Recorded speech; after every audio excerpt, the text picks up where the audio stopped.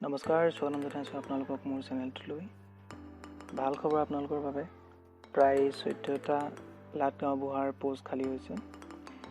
খালী হোৱা পোষ্টসমূহ পূৰণৰ বাবে চৰকাৰে ইচ্ছুক প্ৰাৰ্থীসকলৰ পৰা তাৰিখ 7 ছেপ্টেম্বৰৰ ভিতৰত বিচাৰিছে আৰু আবেদনকাৰীৰ অৰ্হতাসমূহ বিচাৰিছে যে প্ৰথমতে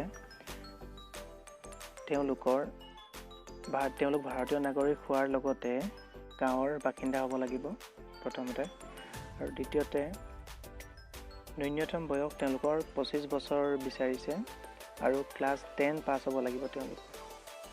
3 নম্বৰতে ব্যক্তিজন মানসিকভাৱে সবল হ'ব লাগিব। 4 নম্বৰতে আবেদনকাৰীৰ আৰ্থিকভাৱে দেউলীয়া আৰু চৰকাৰী ধনৰ দেনাদাৰ হ'ব নালাগিব। 5 নম্বৰতে গাঁওবুঢ়া পৰিয়ালৰ নিকটতম সদস্য বা আত্মীয়ক অগ্ৰাধিকাৰ দিয়া হ'ব। 6 নম্বৰতে নিজৰ নামত গাঁৱৰ সম্পত্তি থাকিব লাগিব, অৰ্থাৎ মাটি খাজনাত আপোনাৰ নাম থাকিব লাগিব।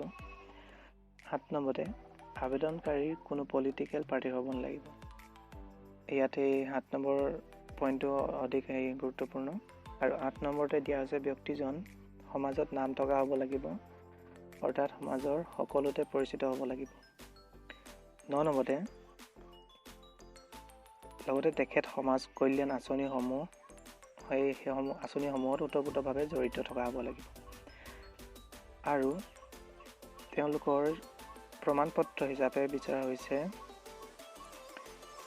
স্থায়ী বাসিন্দাৰ প্ৰমাণপত্ৰ বিচাৰিছে, জন্ম আৰু স্কুলৰ প্ৰমাণপত্ৰ লাগিব লগতে, আৰু দেনামুক্তৰ প্ৰমাণপত্ৰ লাগিব, আৰু শেষত সম্পত্তিৰ প্ৰমাণপত্ৰ লাগিব।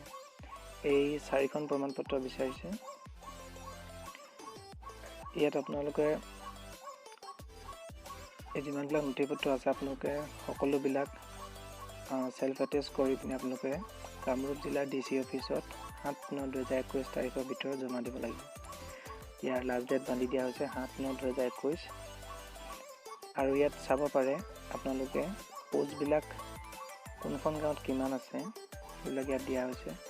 সোণাপুৰ ৰাজহ চক্ৰ, দিছপুৰ, আজাৰা আৰু গুৱাহাটী সকলোতে খালী আছে। প্ৰায় এইবিলাক গোটেইখন গাঁৱত ৰাজহ চক্ৰতে আপোনালোকৰ 14টা পোষ্ট খালী হৈছে। এইবিলাক পূৰণৰ কাৰণে আপোনালোকে এপ্লাই কৰিব পাৰে। আৰু ভিডিঅ'টো ইমানেই।